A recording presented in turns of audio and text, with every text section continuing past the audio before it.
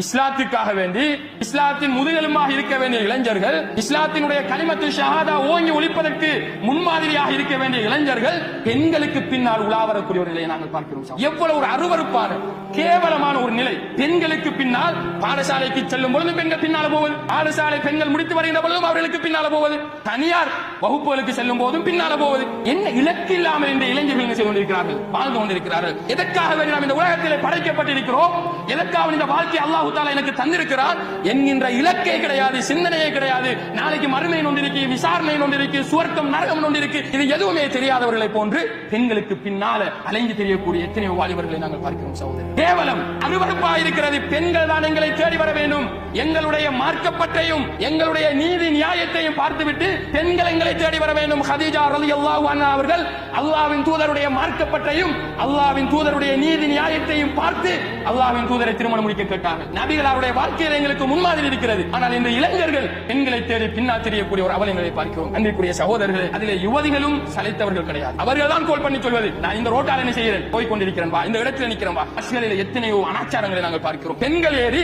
ஆணுக்காக வேண்டி இடம் பிடித்து வைக்கிறார். முஸ்லிம்கள், எங்களுடைய உம்மத்துகள், இங்கே இருக்கக்கூடியவர்களுடைய பிள்ளைகள், இந்த உலகத்திலே பெற்றோராக முஸ்லிம்களாக வாழக்கூடிய எங்களுடைய யுவதிகள் பஸ்களிலே ஏறி அவர்களுடைய காதலனுக்காக இடம் பிடித்து வைக்கிறார்கள். சகோதரர்களே, முஸ்லிம்களுடைய நிலைமை, பஸ்களிலே வெளியூருக்கு தனியார் வகுப்புகளுக்கு செல்லக்கூடிய பெண்கள், அதே போன்று பாடசாலைக்கு செல்லக்கூடிய பெண்கள் அழகாக அவருடைய காதலனோடு பக்கத்திலே சீட்டில் இருந்து முகத்தை திறந்தவர்களாக அழகாக கதைத்துக் கொண்டு வருகிறார்கள். வந்து அடையக்கூடிய ஊர் வந்தவுடன் அப்பதான் அவங்களுக்கு இஸ்லாம் எடுத்து என்ன செய்கிறார்கள், முகத்தை காட்டுகிறார்கள். அவர் எழுமிக்கிற ஒரு பக்கம் என்ன செய்யறார், போறார். இதெல்லாம் கண்ணூடாக பார்க்கிறோம். சகோதரர்களே, நாங்கள் பிரயாணம் செய்கின்ற பொழுது இந்த காட்சிகளை நாங்கள் பார்க்கிறோம்.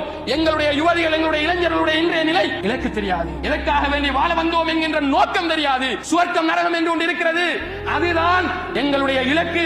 இந்த பூமிக்கு எங்கள் அல்லாஹ் அனுப்பியதனுடைய நோக்கமே அதுதான்.